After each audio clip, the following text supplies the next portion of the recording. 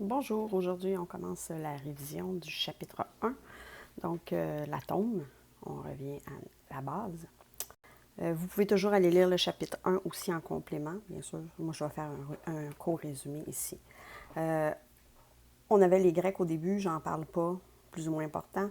Vous avez Dalton en premier, qui a trouvé que l'atome était la plus petite matière qui était indivisible.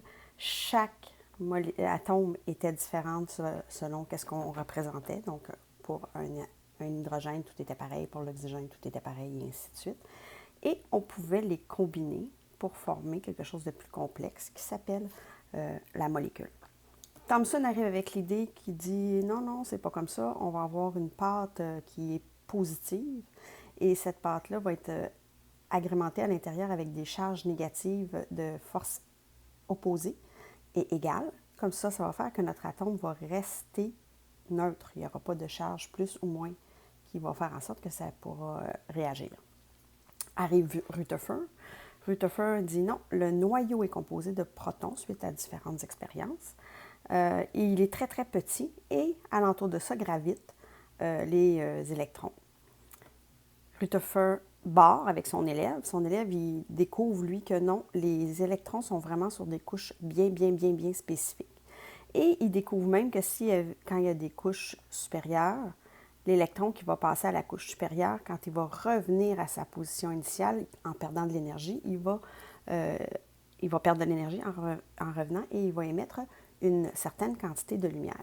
Sauf que ce qui ne tient pas debout ici, c'est que si on a des protons au centre qui sont collés les uns sur les autres, on se demande comment ils font pour rester ensemble. Arrive Chadwick. Chadwick, il dit ça ne marche pas un noyau qui est juste positif parce que les plus devraient normalement se repousser. Alors, il dit il y a une autre charge qu'on va appeler des neutrons, donc qui sont ni positifs, ils sont vraiment neutres, et ils vont s'intercaler pour permettre l'adhésion du noyau. Ils ne sont pas toujours en nombre égal avec les protons, ça va dépendre de l'atome avec lequel on a, mais on va être capable de trouver le nombre qu'on a. Vous avez ensuite de ça le modèle atomique simplifié. On avait vu que le numéro atomique, donc selon le tableau périodique qu'on a, nous, c'était le numéro qui était en haut dans notre case.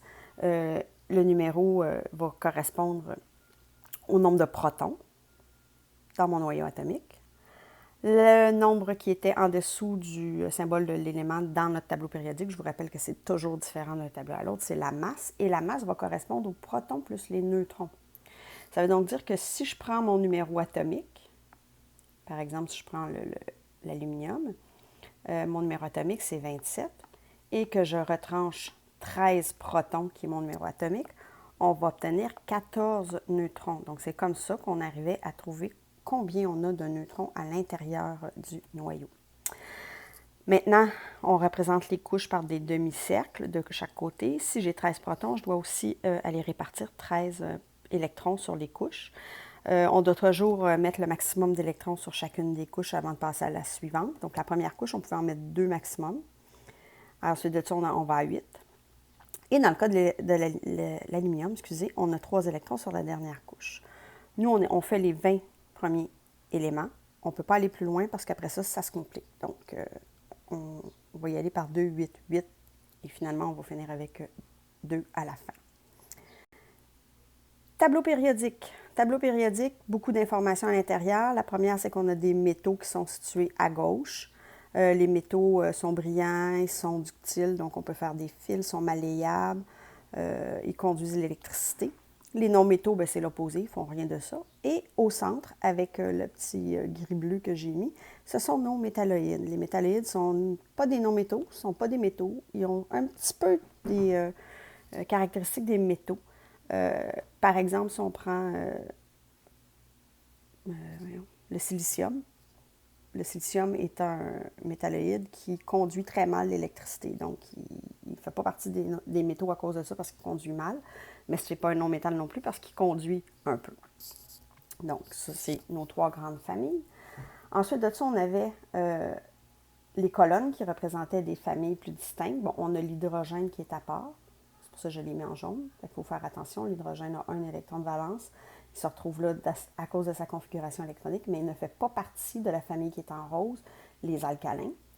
La deuxième 2A ici que vous avez, c'est alcalino-terreux. La 7e, la famille des halogènes, générateurs de sel, que ça veut dire. Et la dernière colonne, c'est nos gaz inertes qui réagissent avec rien parce qu'ils sont très stables.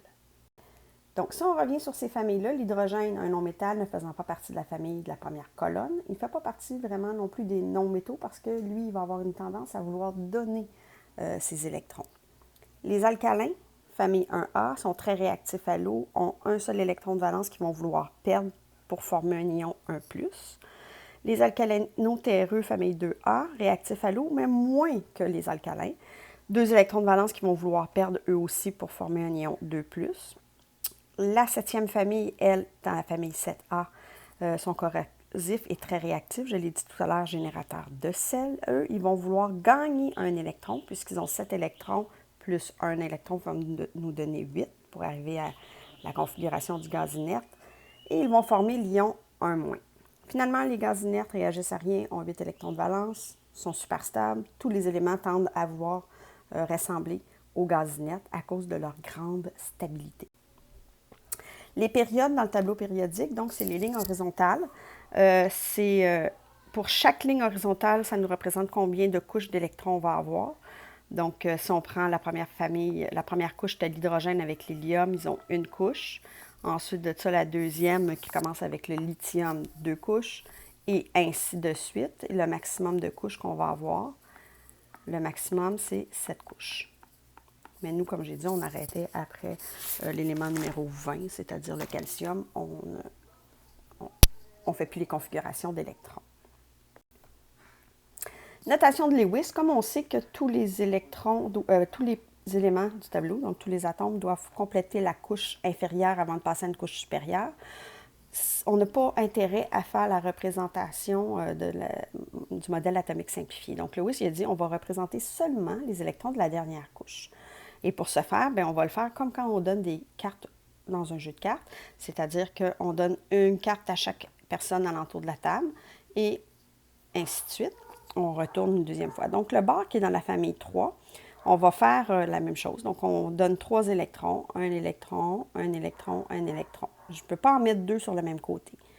J'ai le droit pour un seul élément et c'est mon hélium parce que l'hélium, lui, il est saturé avec 2 électrons, donc on va les mettre côte à côte. Et quand on les met côte à côte, ça veut dire qu'ils ne peuvent pas avoir de liaison. Il n'y a pas de liaison possible quand il y a 2 électrons côte à côte. Donc, le bar, 3 électrons qui va avoir tendance à vouloir perdre, donc il va devenir un ion 3+, parce qu'il perd ses 3 électrons.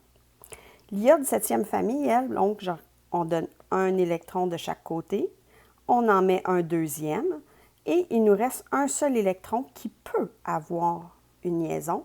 Donc, il va avoir un électron qui pourrait aller se combiner avec l'iode qui est ici. C'est pour ça que les éléments de la famille 7 ont un ion de 1-. Périodicité des éléments du tableau périodique. Donc, il y a des choses qui sont relativement stables dans le tableau périodique, c'est-à-dire qu'ils évoluent de la même façon. Sur une même ligne, le rayon va diminuer. Son rayon va diminuer, donc on sait que j'ai mon noyau, puis il y a des couches par-dessus. Et ce rayon-là a tendance à se diminuer parce que j'ai de plus en plus d'électrons sur ma dernière couche et ils sont de plus en plus attirés vers le centre. Étant plus attirés, bien, il va se contracter sur lui-même. Par contre, quand je descends dans la famille, bien, j'ai de plus en plus de couches. Fait que plus j'ai de couches, plus le rayon va, lui, augmenter. L'électronégativité, c'est la tendance qu'a un atome à vouloir gagner des électrons. Donc, on sait que le strontium qui est ici, c'est celui qui a le moins le goût de recevoir des électrons. Lui, en fait, il veut le donner absolument au sien. Donc, lui donne. Et le fluor qui est ici, c'est lui qui va en recevoir le plus, c'est lui qui est le plus instable. Donc, ça diminue dans une famille, ça augmente dans une période. Et finalement, les isotopes. Un isotope, c'est le même élément, sauf qu'il va avoir un nombre de neutrons qui va différer dans le noyau. Ce ne sera jamais les protons, ce ne sera pas les électrons non plus, mais c'est vraiment les neutrons. Si mon nombre d'électrons varie, donc en plus ou en moins, on va obtenir des ions. Si mon nombre de protons augmente ou diminue, on change d'élément. C'est lui qui va déterminer de quel atome il s'agit. Et finalement, quand on change le nombre de neutrons, ici on va parler d'isotope, donc d'un même élément, c'est le même élément, sauf que il va avoir une masse qui va être plus élevée.